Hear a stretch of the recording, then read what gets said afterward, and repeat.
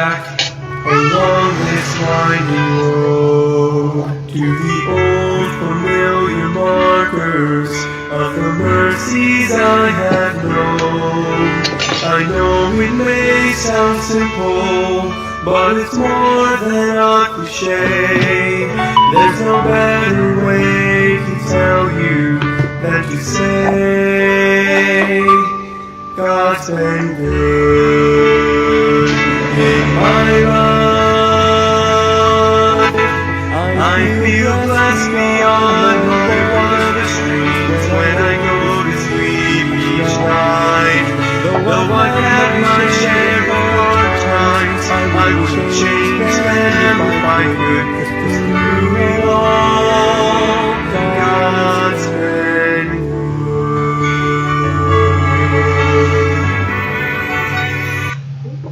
Gandang hapon po sa ating lahat. Muli, salamat sa Panginoon na meron po tayong daily words of encouragement sa gabing ito. At tayo po muna ay manalangin. Dakilang Diyos, salamat po sa pagkakataon na makakapag-aral muli kami ng inyong salita. Tulungan niyo po kami na maunawaan at magbigay ng encouragement sa bawat makikinig, Panginoon, sa gabing ito. Kayo po ang maluwalhati at maitaas. Patawad po sa pagkukulang at pagkakasala. Ito po ang aking dalangin sa pangalan ng Panginoong Yesus. Amen.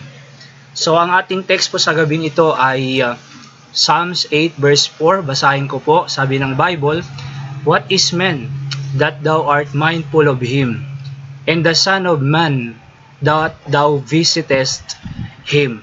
Ito po ay napakagandang talata sa Bible na sinasabi bakit ano ba ang tao na ang Diyos ay nasa isip niya ito. At binisita pa niya the son of man that thou visitest him. Ano po? So, una po dito ay pag sinabi pong mindful, dyan ay from the Hebrew word sakar. Ano po? Na ang ibig sabihin ay to think on, to remember, bearing in mind, nasa isip, regarding with care, attentive, full of mind. So yan po ang ibig sabihin po ng mindful dito. At nasa isip po tayo ng Panginoon. Ano po?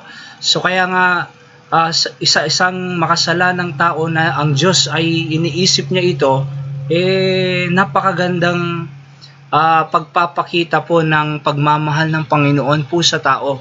Kaya sabi ko po dito, man is sinful but God is mindful. Wow, di ba? So man is sinful but God is mindful. Bagamat nagkasala po ang tao sa harapan ng Diyos noong panahon ni Adan at Eva, pero ang Diyos ay mindful pa rin. No?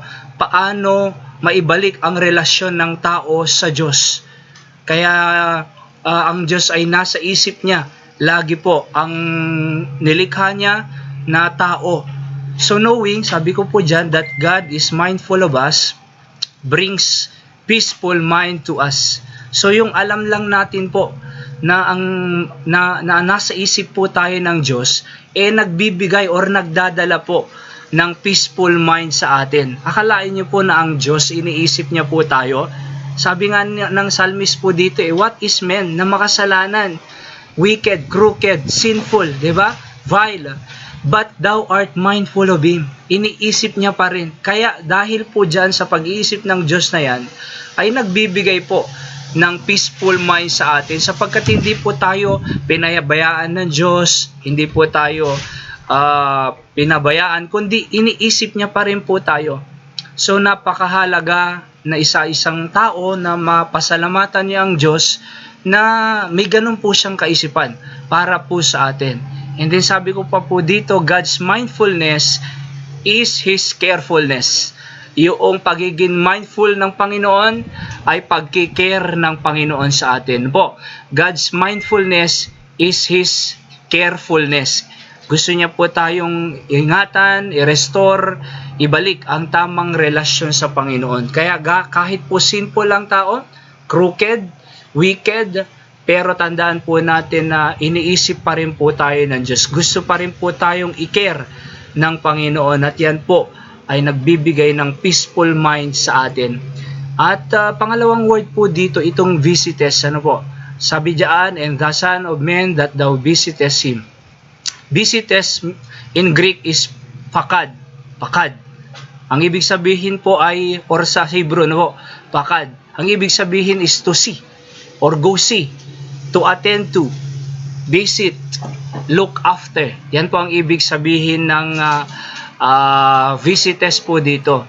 Parang ano po yan yung visiting a loved ones in hospital to see if they are okay. Diba?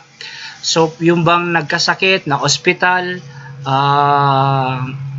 pero yung mahal niya sa buhay, bumisita sa kanya, alright? At nung tinignan niya, kung okay ba siya o anong condition na.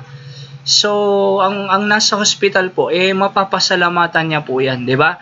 So, maiisip niya na, akalain mo na may bumisita sa akin, na nagkikare sa akin, gusto niyang malaman yung condition ko, kung okay ba ako. So, ganun din po ang Panginoon sa atin, ho. So, binisita po tayo para pumunta po siya sa lupang ito upang sa ganon tubusin po tayo, tignan ang ating condition at paano niya po tayo tutulungan sa buhay. And then, isa pa pong illustration dyan is yung visiting a parents from afar to see them if they are in good condition. So, malayo man sila, pero binisita mo yung magulang mo kung sila ba ay nasa maayos na situation, di ba? So, ganun ang Panginoon sa atin po. Binisita niya po tayo sa lupang ito upang tignan ang ating condition. At kahit nga po makasalanan tayo na nahatulan sa impyerno, ay siya pa rin ang ay nagbayad ng ating mga kasalanan. Kaya napakaganda ho na isipin ang pag-ibig ng Diyos. So, yung visites, sabi ko po dyan, God came from heaven so that we could go to heaven. So, ang Diyos po ay pumunta or galing sa langit para tayo ay mapunta sa langit. God came from heaven so that we could go to heaven. Salamat po sa Panginoon. And then, sabi ko pa po dito, God looked after our own good so that we could also do good. So, tinitignan ng Diyos ang ating pong kung okay lang tayo, kung good lang tayo, di ba? Kung ano ang makakabuti sa atin. At pag nakita po natin yung kabutihan ng Diyos po sa atin, ay makakagawa rin naman po tayo ng kabutihan sa iba. So, God look after our own good so that we can also do good. Ano po? Sa ating pong pangwakas sa principles of the day na pwede po nating i-take home at matutunan, alalahanin, ay sabi ko po dyan, God is mindful of us because He cares for us. And if God is mindful of you, are you mindful of God? Diba?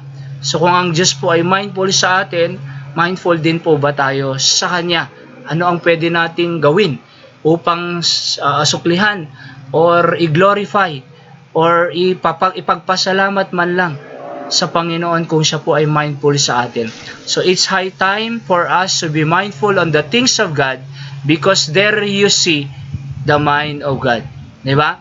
So kinakailangan po high time na isipin din po natin yung mga bagay ng Diyos sapagkat doon po natin makikita ang mind of God. Kung ano po yung mga iniisip ng Diyos na napakarami at gusto niyang ibigay, gusto niyang gawin, gusto niyang itulong sa atin. So search or look on the things of God because there you see the mind of God for you. So napakaganda po ng kaisipan po sa atin ng Diyos.